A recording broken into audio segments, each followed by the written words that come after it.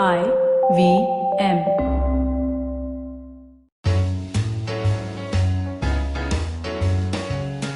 Hi, I'm Satyajit. Hi, I'm Racheta. Welcome to Paperback by the Open Library Project. We have as our guest today Sonali Gupta. Sonali is a clinical psychologist and the author of the book Anxiety, which we discuss in the first half of the podcast.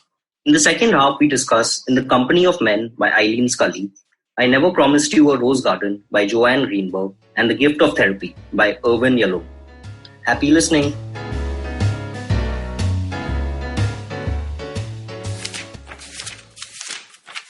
I have been a scriptwriter for over a decade. In the past, I have suffered from creative blocks and been unable to write. But this time it's so bad that I'm feeling anxious. I am so distracted. After every 15 minutes, I have the urge to check my phone, Reddit, or Twitter. I allow myself a 10-minute distraction and then I go back to work. But these multiple social media breaks are tiring me out. It's as if I am not in control and I'm beginning to lose my confidence. I am also worried I may eventually lose work if I can't stick to my deadlines. I'm known for my ability to deliver on time and for being extremely focused, but it's all slipping away. Nobody knows how much I struggle to concentrate. The only thing that's constant is my urge to comfort myself by looking at my phone. I'm exhausted and constantly worried that it's the end of my career thanks to my dependence to the phone. Amir, 37-year-old writer. Amir's got a bad case of the itch and he's not alone. From students to startup entrepreneurs, Gen Z to baby boomers, corporate employees to homemakers, next to no one is immune to it. This behavior where we can't keep our hands off our phones or computers is what I refer to as an itch. The sense of restlessness or inability to sit still that people experience when they are without their gadgets is comparable to being itchy and scratching, or checking your device is the only way to satiate that urgent need. All of us have experienced this itch at various times and in various intensity. According to research, as a society, we are veering towards an addiction. How many times have you motivated yourself to improve your sleep, or lose weight, or be more productive? How many times have you failed? Hi, my name is Ashton Doctor. Tune into my show, The Habit Coach Podcast, where we focus on creating small, tiny habits to improve your life instead of those big, impossible tasks. So make listening to me a habit every Monday, Wednesday, and Friday on the IVM Podcast app or ivmpodcast.com or on your favorite podcasting app. Welcome to Paperback by the Open Library Project. I am your co-host Satyajit, otherwise known as Onion Knight in most food circles.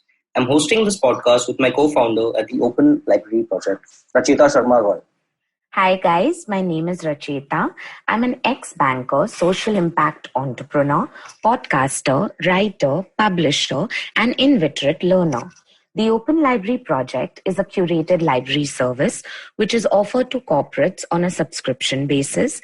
The idea here is to create value, build a knowledge community, and encourage a growth mindset amongst our members. We have as our guest today Sonali Gupta. Sonali is a clinical psychologist and the author of the book Anxiety, Overcome It and Live Without Fear. Welcome to the show, Sonali. Thank you. Thank you, Satyajit. Thank you, Racheta. It's great to have you on the show. I'd like to start with, you mentioned that you've written a book on anxiety. And what was, the course that got you to actually writing a book, and why did you choose the topic anxiety, which I think at this point is so relevant, but, what was the reason for you to write a book on anxiety? Yes, so it's surreal to have a book release. The book released on May 1st, and it's surreal to have a book release in midst of a pandemic when we all are struggling with collective anxiety. I wrote the book though, last year, between Jan and August is when I wrote the book. And, the book is published by HarperCollins, and my editor had reached out to me, in 2018. And she had suggested the topic. My editor Sonal had reached out and she suggested the topic to me. Okay. And One of the things, after she suggested the topic that I thought about was I looked at all the work that I've done in last 16 years. And one of the things I felt was that when it comes to anxiety, from maybe 2014 to 2020, there has been a massive increase in the number of people who report symptoms of anxiety or panic attacks. Absolutely. And the second reason was that, anxiety is an emotion where both men and women reach out for therapy often. Mhm. And thirdly, my worry was, and that was one of the prime reasons for writing the book, that anxiety is very normalized. It's as if people think that you just deal with it and you get over it. So people Yeah. don't often talk about it. And the idea of writing the book was to break this myth, around the fact that everybody has to struggle with anxiety and there's no choice, and to give people a toolkit to manage their emotions. Yeah, I think, as human beings, there is a certain amount of nervousness or anxiety that everybody goes through. And I guess it's all about how you manage it and how you, sort of find out those triggers which, give you anxiety. Absolutely. Anxiety is an emotion that all of us experience at the end of the day. I haven't met anyone who has not experienced anxiety. At some stage, all of us have experienced anxiety. So, Sonali, is it normal for people to feel anxious? Because, of late, people have actually started speaking more about how they are affected by anxiety and how it affects their lives. So, is it has it always existed, or is it something that's a new phenomenon that's suddenly, just taken over? So, anxiety as an emotion, anxiety, when it's moderate to high, of therapy practice, if I look when I started in 2004, it has always existed. And even 2018, when I started writing the book, there were already people who were reporting far more number of people reaching out, as I said before, for concerns related to anxiety and avoidance behavior.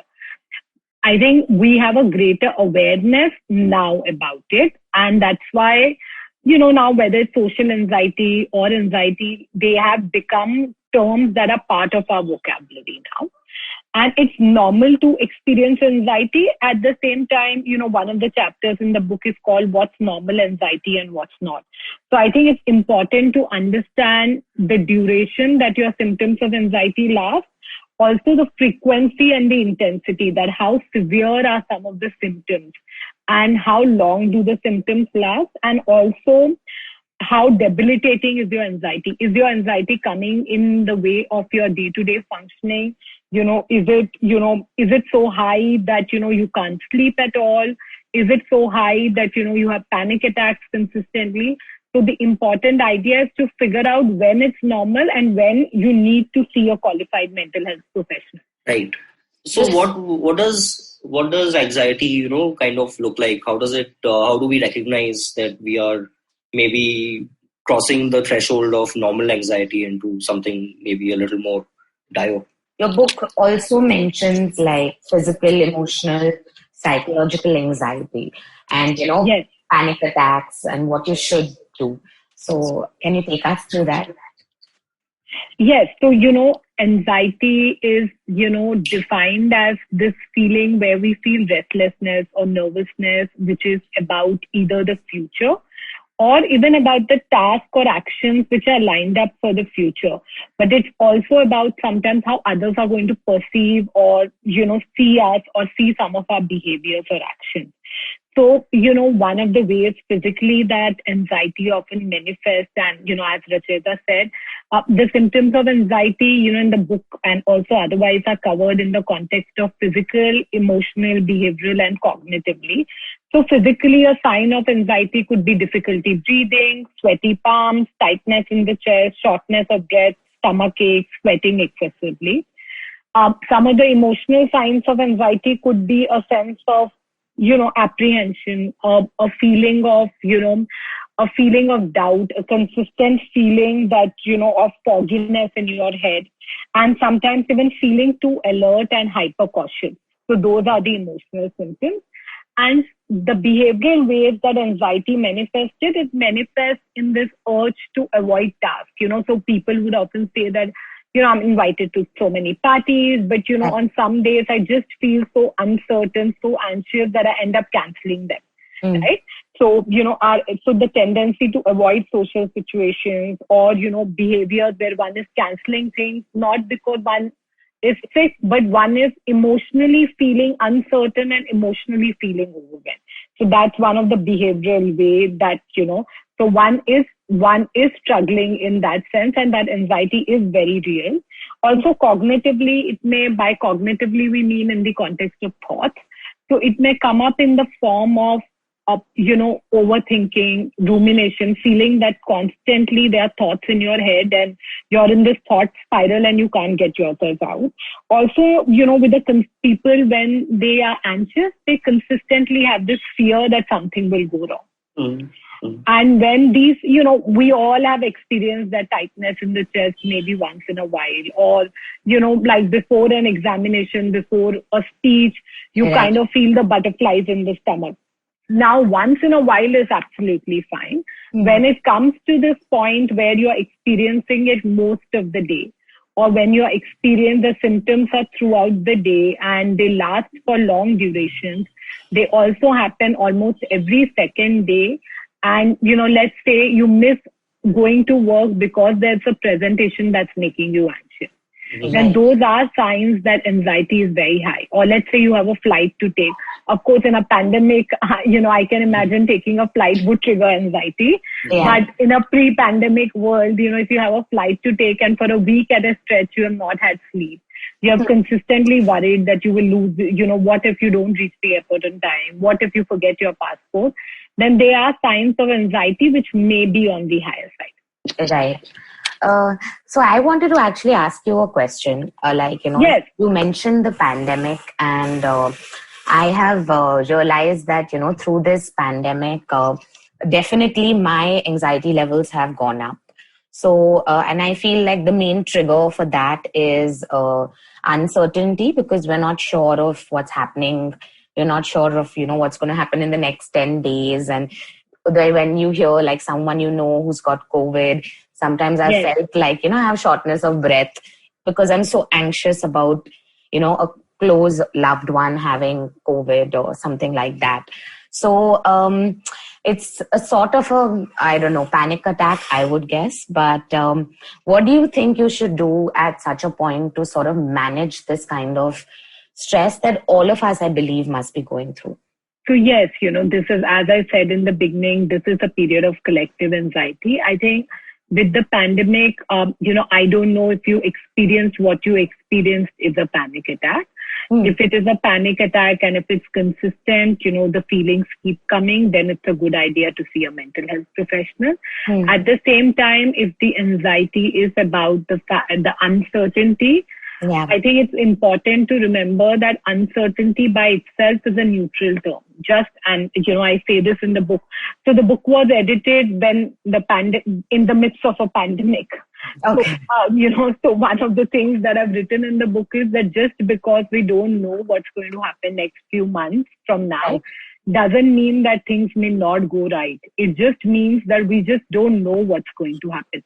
That's right. And also I think, not being able to see someone who's in the hospital makes you feel very helpless, and it's all of that adds to it.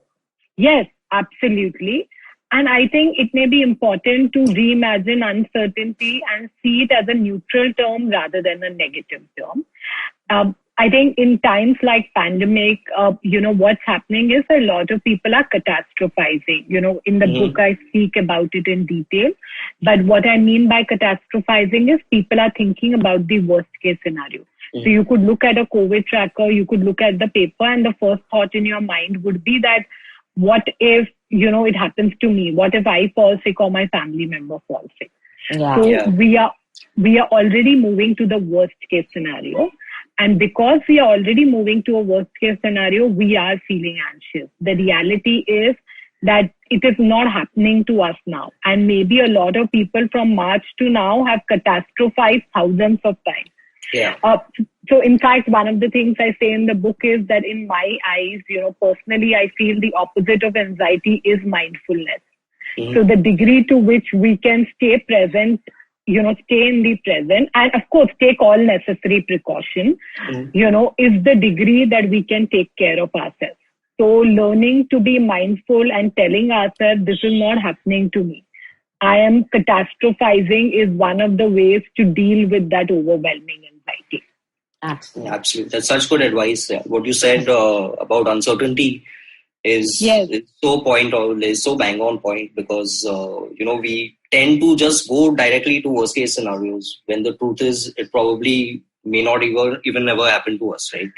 Yes, so, thank you. It's a great way to look at uncertainty, is that don't look at it as the worst case. Uncertainty could be the best case also, right? So that's fantastic. It could go both ways. Yeah, and earlier on you mentioned that in 2000 you've seen a rise in anxiety cases drastically since 2014, and yes, I think 2014 was the year in which 100 million Android phones were sold in India, so that everyone got a mobile phone in their hands, and like you mentioned in the excerpt which you read, social media plays a part in our anxiety, and given the times that we live in, we do have a tendency to kind of keep checking our phone, and that also causes different sorts of anxiety. So can you tell us a little bit about how we can deal with the current times where social media is such a big part of our lives? Yes, I think, and by 2014, even what I've understood is that the rise in technology, we having so much free access to information, social media has contributed to anxiety. And, I mention it throughout the book that I don't think we have a choice about whether to do technology or not. It's about how do we manage technology and how do we use it to our advantage. Right. Like we couldn't be doing, in the midst of a pandemic, we wouldn't have been able to do this call if not for technology. Yes. So, one cannot do away with it. One just needs to figure out ways to navigate it. I think one of the first things is to, examine how social media in turn controls you. Are you controlling your behavior, or is social media something which is, controlling your behavior? And I think what is important, what I talk about in the book is about that people need to set some digital boundaries. Mm-hmm. And when it comes to the phone, when it comes to social media, it's very important to examine what's your relationship with social media. How often are you checking the information? How often are you on your phone? So, I mentioned in the book sometimes when I ask clients in therapy to maintain a log of, their phone usage. Mm-hmm. I've had clients who have used their phone for 12 to 16 hours. Wow. Wow. So, and I'm assuming with the pandemic, that 12 to 16 hours would be valid to a lot of people. Yeah. When all the work is also happening only with technology at the end of the day. Right. I think the second thing is that what social media does is, the book talks about, the dopamine loop, and by dopamine loop, what I mean is that we are all so addicted to the likes, the notifications, mm-hmm. the shares, reshares. There's it's really like we are walking with a dopamine drip attached to us. We constantly want those rewards given to us. And my worry is that our self-esteem is being attached to it. Right. And lastly, I think what has happened is that for the longest time now, maybe a lot of people have normalized some of these processes. And, and we are confusing what we are seeing on social media as reality. So there's a segment that I talk about called death by social comparison. So I think one of the biggest stressors, even during the pandemic and otherwise, is like social media is like literally death by comparison, by social comparison. Oh, how many followers this one has? Oh, who is verified? Who's not verified? Yes. And then, oh, how many holidays has someone done? Oh, during the pandemic, A is learning so many new recipes. I haven't learned any new recipe. And I think all these are massive problematic lenses at the end of the day. And it's always the best case scenario that, you can. Yes. It's not like people are putting up, difficult times that they're going through. It's more about, just a good bit which you get to see. So that, I guess, makes people more lonely and, makes them feel more anxious. Absolutely. And one of the things I mentioned in the book is like we are confusing people's curated lenses. These are people's best case curated lenses based on moments. Somebody could have posted a picture of this massive dish that they cooked and not told you that they had a fight with their partner just before they posted the picture, or that the kitchen is really messy after this massive dish. Yeah. But you just see that picture and you're like, wow, like someone was telling me when initially in March people were posting pictures. I remember, even I looked at some pictures and I was like, in my area, there are not even burger buns available. How can you be making your burger? I don't even have bread for 2 weeks. So, so at every given time, there is also that comparison when we see these pictures, and it's important to learn to be mindful that these are curated versions of people's lives. Yeah. I think we tend to compare our regular lives with the best version of people's lives, and that's where we kind of fall short in our own mind. Absolutely. Yes, absolutely. And we all are guilty of doing that. Yeah. So can you tell us a few tips how we can manage this sort of, because it's kind of subconscious, right? We're not even consciously doing it. So is there some tips to kind of pull back from this behavior or manage it better? Yes. So, I think it is important. The first step is the awareness around it, to even recognize that you're falling in for these behaviors.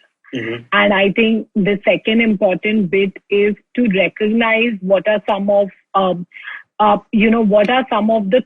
beliefs you have around it that may be controlling your behavior. So sometimes our beliefs could be everybody has a good life other than me. Right. Or everybody is being productive, I am not being productive. Yeah. So I think it's most important that people work through those irrational beliefs, because you don't know who is being productive, right? Like social media is never a lens of what's happening in people's life in their houses. Yeah. Right. It's just a snapshot. Yeah, it's like cinema, you see the best version of stars where they look their best and they, perform their best and everything is hunky-dory. So I guess, it's... Yeah, and people are not sum total of their social media life. There's I think it's a common myth to just confuse people as sum total of their social media life. True. And can you tell us some ways of how, we can be compassionate to ourselves? Yes. As a therapist, I primarily use a compassion-based approach to therapy. So, and I feel of all things, the book is written with that lens. And I think the first step is that if you are struggling with anxiety, it's never too late to, work on it. And I think that's the beginning of compassion. And, this is my favorite example, I think. So one of my clients was 78 when she started therapy. Okay. And it's been 2 years in therapy, a little over 2 years. And I've been amazed by the fact that, at 80 years to make such significant changes and learn to manage one's own emotion, I think that says a lot about the person. And I think it says a lot about the human brain. So, when every time people tell me that, listen, I've wasted my life, I should have come to you much before, or, I've not achieved anything, I often tell them that it's never too late. If someone at 80 can still learn to manage their anxiety and, regulate their mood, it's possible for everyone. And I think the second bit is to recognize what does our critical voice look like, because I think whether it's productivity guilt, whether it's imposter syndrome, I think it's important for all of us to recognize when, we are struggling with it and we use these shoulds and musts that we impose on ourselves. Technically, those shoulds and musts don't, they cannot work at the end of the day. One needs to give oneself some flexibility at least. Yeah, I think you have to be a little okay with making mistakes and okay with not being perfect. Absolutely. And, it's only when you make mistakes, you learn to navigate the world. So you have to give yourself the choice to make those mistakes and learn from it. And a huge part of the book is also about people who have struggled with it. The book uses a lot of case studies, from last 16 years that I've had, and how have they managed to deal with their anxiety. And so, I think the idea is that people need to build they need to develop that lens for themselves. Most of the time, as I mentioned in the book, people are more kind to others, but they are less kind to themselves. And, I feel, Sonali, that there is a lot of stigma attached to the fact that somebody wants to go take, medical help for it. And it becomes more like, oh, there's something wrong with your brain. And people make you feel that, you're probably crazy. That's why you're feeling these things. And that's why people who are really suffering don't actually go to, take that help which they need. So although I think like over the years, it has gotten better and people are being more, open to visiting a therapist. But so, how do you approach this? Like, how are you supposed to convince somebody who is feeling, anxious that this is just like treating a cold by going to a doctor and that's about it? So, as a therapist, as a psychologist, I only do therapy sessions, so there is no medication involved there. And in the book, there is an entire segment on how do you learn to be a caregiver to somebody who struggles with anxiety. So, I'm going to say a couple of points from there. The first one is about that it may be important for you to recognize that what does anxiety look like and what does it feel like, to know what are the symptoms of anxiety. So when others are struggling with it, you don't really trivialize it for the other person. That's the first thing. And the second thing is that I know often, the analogy that is used to a medical illness. The only difference is that when it comes to mental health concerns, they may take longer and there may not be that one solution, one medicine that fits all. So I think as a caregiver, it's very important to be patient about it and to know that, that somebody who's struggling will come to their own readiness to work around it. So what you could possibly do is recognize the symptom. Don't trivialize the symptom for sure. And fourth, offer them support in ways, where you maybe give them the number of psychologists, psychiatrists who they can reach out to. Tell them that possibly you can accompany them to one of them. Yeah. And, and be present, be emotionally present and say, I'm around if you, would want to talk. And don't be judgmental because, mental health concerns, anxiety specifically in the book and even other concerns, they take time for us to deal with them. Right. I mean, after Sushant Singh Rajput's, suicide, it was really like shocking to know because this is what you feel, right? Like they have the perfect life and everything is perfect and you don't, the person is smiling. You can't even realize or recognize that there's something wrong and then they take such a step. So that's very, disheartening. Absolutely. And I think whether, we don't know what happened exactly, in Sushant Singh's case, at the same time, a lot of illnesses, including anxiety, they are invisible. So with mental health concerns, often, like my clients would often tell me, while they don't see each other, each session is 20 minutes apart, they would say if they ever bumped into one, that nobody really looks like they are struggling with anything. Because it's not that it's written on people's faces what they are struggling with. Right. So often it's hard for us to identify. And that's why we need greater compassion and greater sensitivity. Great. So, Sonali, where can we find your book? Where is it available? So yes, so the book is available on paperback now on Amazon and the book is available on Kindle too all over the world. So the book is available on both. Fantastic. On Kindle and paperback, yes. And on that note, we are going to take a short break and when we come back, we'll be discussing a few more books with Sonali. Hey everybody, welcome to another awesome week on the IVM Podcast Network. If you're not following us on social media, please do. We're IVM Podcast on Twitter, Facebook, and Instagram. We'd like to thank our sponsors this week, Paytm Money and Intel. Their support makes this content possible. So, been a really exciting week on the network this week. We've had some really cool stuff. My old friend Vivek Lad was on Storytellers and Storysellers. Definitely do check that out. On Cyrus Said, we had Ashwin Sanghi on Thursday's episode, and Cyrus and myself did a cock and bull, just the two of us. That was fun as well on Monday. Do check that out. Masaba was on Advertising is Dead, which was another really, really strong episode from Varun. And on the sports front, both Edges and Sledges, Football Shitball had some really fun episodes. That's the Football Twaddle. Do check those out as well. And if you haven't been paying attention and you haven't been listening to Smile India in these times, I don't know why you aren't. It's the most uplifting show that you could listen to. It's a short, bite-sized piece of really positive things that happen in India. Do definitely check that out. And with that, let's get you back to your show. Welcome back, guys. We still have with us Sonali Gupta, author of the book Anxiety. Hey, Sonali, that was a very informational first half, especially given the pandemic. I think everyone needs these tips to kind of stay focused on, being running their regular lives rather than dealing with anxiety all the time. So fantastic. And I think all our listeners would be very happy to take these tips in. Thank you. So I hope it helps them. I'm sure they'll be helped. So the next book that we're moving on to is The Gift of Therapy. So tell us a little bit about this book, Sonali. How did you come by it, and what about this book stands out for you? So, this book is by a psychiatrist, Irvin Yalom. And, I think early in my, career, like maybe I think 3 to 5 years into my career is when I read this book.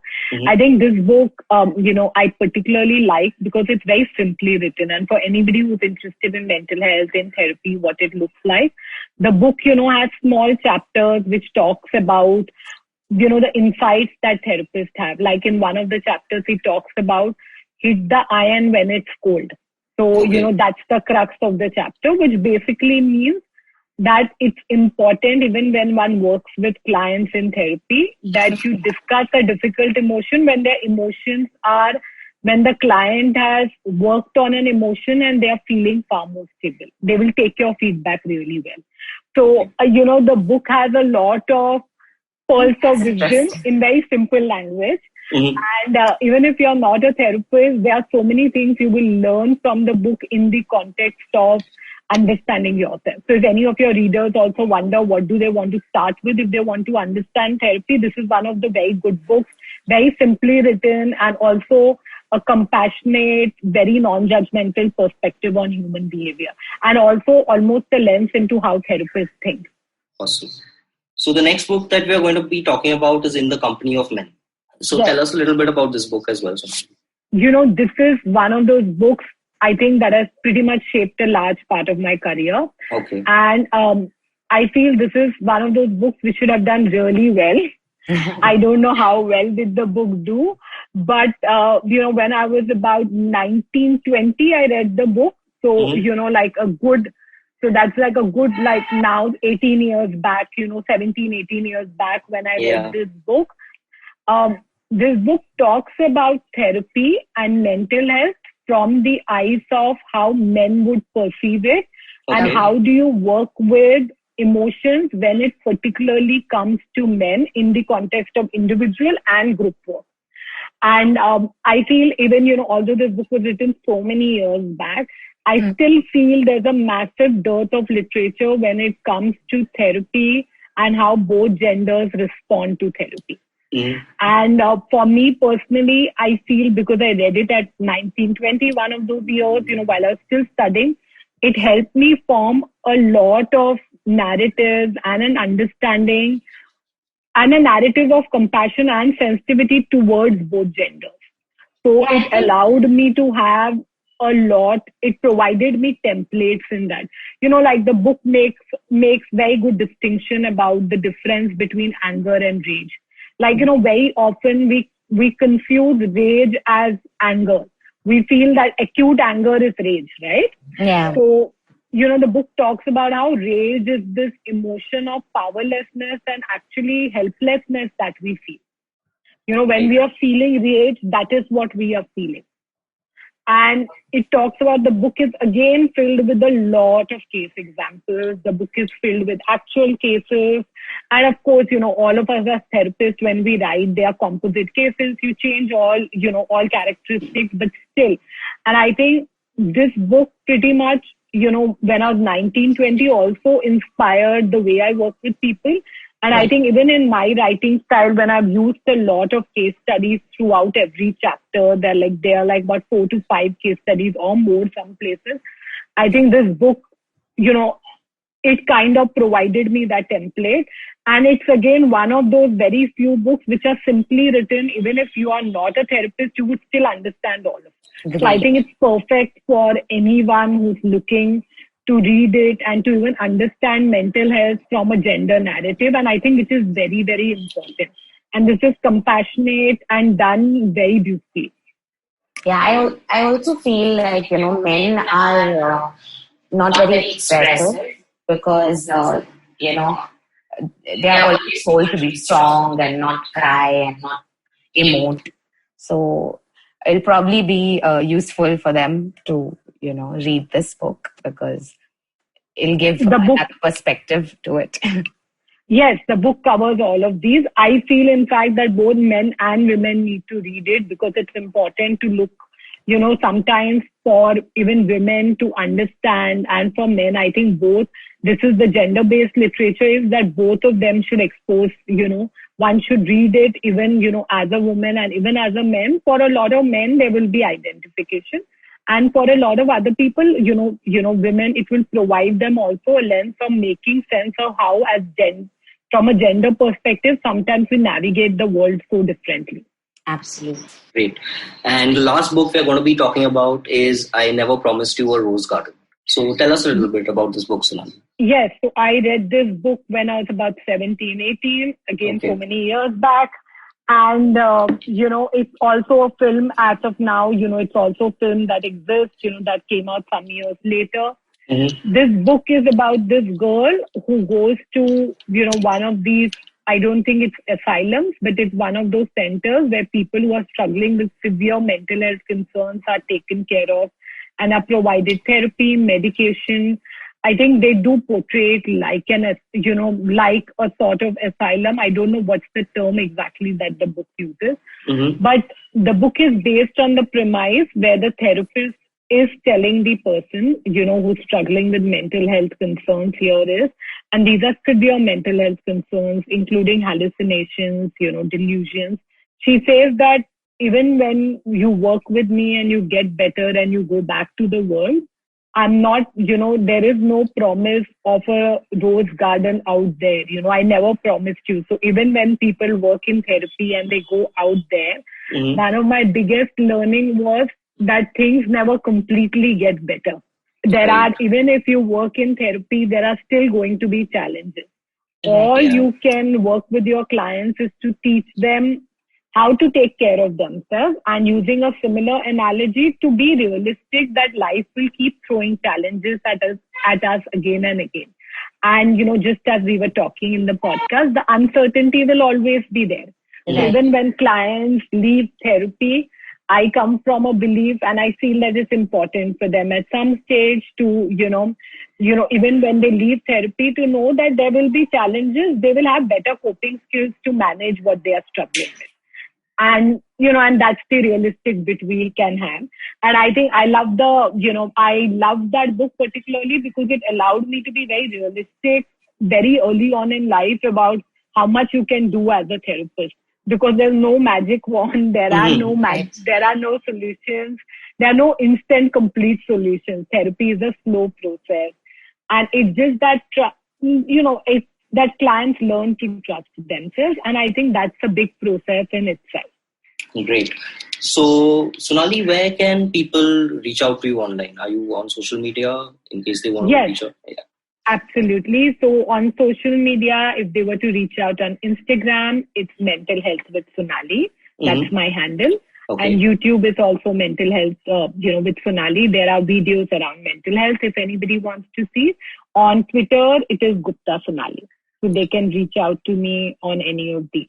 Fantastic. And what a great selection of books, because I think all these books, if you read them, they give you an insight into yourself and how you should be dealing with things. So thank you for the recommendations. I'm sure our listeners will be obliged.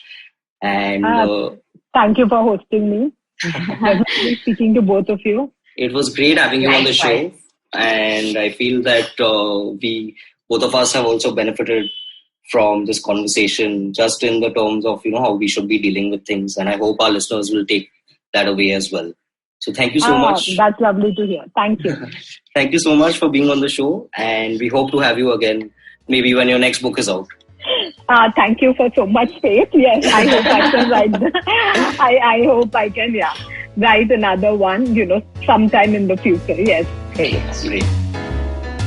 Big thank you to all our listeners. You can follow the Open Library Project on LinkedIn, Instagram and Facebook for latest updates on our events, and stay tuned for the next paperback podcast on IVM Podcasts. Happy reading. You can follow IVM Podcast on Facebook, Instagram and Twitter at IVM Podcasts. Listen to Paperback on the IVM Podcast app, website or wherever you listen to podcasts.